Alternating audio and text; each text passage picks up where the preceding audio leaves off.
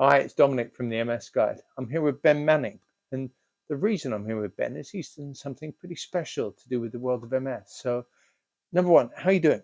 I'm good, thanks. Good. Thank you. And tell us what you do, which should give people a clue, I think, as to what we're going to talk about. Well, I'm an actor and independent filmmaker. Okay. And how did the whole MS thing come into it? I did the first short film I directed was a film called We Don't Say Goodbye, and in that I cast an actor called Chris Briggs, who has MS, and I'd seen him in a theatrical production by Caramba Theatre Company, who I'm quite friends with and do a lot of good stuff. And I'd seen him on one of their productions, just thought he had such stage presence, such gravitas. You know when you see people, you think that's a real actor. So I gave him a role in my short film, which he graciously did. And then when that was finished, he approached me and said he'd got an idea for another film about a guy with MS and asked me if I'd be interested in making the film. So what's it called and when did it come out? The film's called My Constant Shadow. Right, okay. And it came out earlier this year. We self-financed it in the end because we applied for funding and got turned down, as pretty much every film you go for does get turned down. So you've got to figure out how to do it without any money.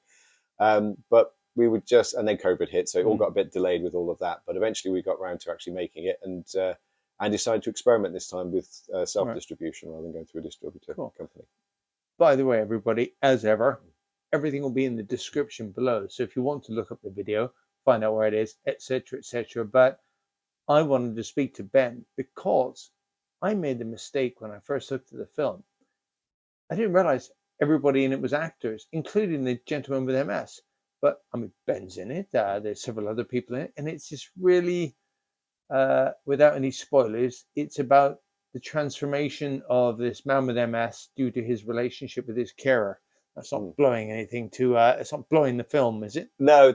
My gosh, how long did it take you from start to finish? Well, it depends when you count the starters. If you count it from when Chris first said, I've got an idea for a film, it was about 10 years. Right. Okay. But that's mainly on me being so busy with other stuff. I never got around to actually writing a script for it. But then eventually we did.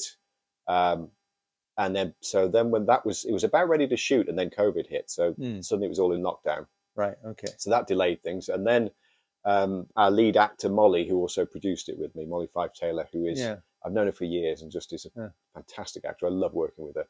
And we were about ready to shoot, and I gave her a call, and then she said, actually, I'm pregnant.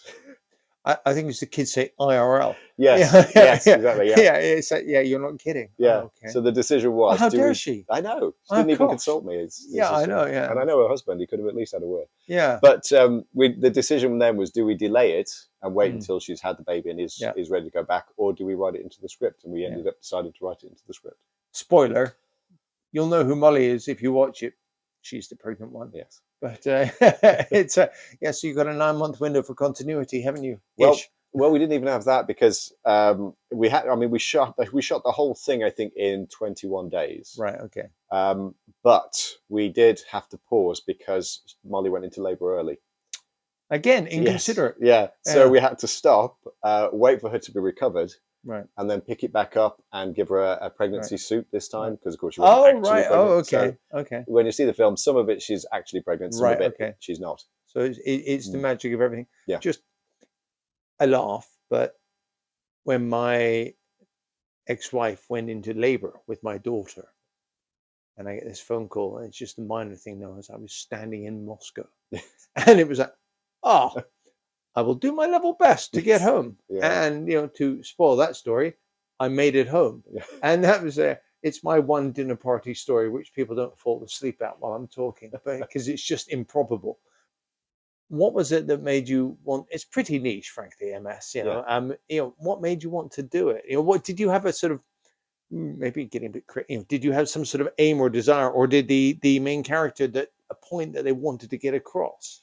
It was largely from that. I just thought that the idea that Chris pitched me was just interesting as a film. Right. Having somebody who basically just has something which opens their eyes and change them. Yeah, it's not me with my iPhone on a tripod doing it. It's proper.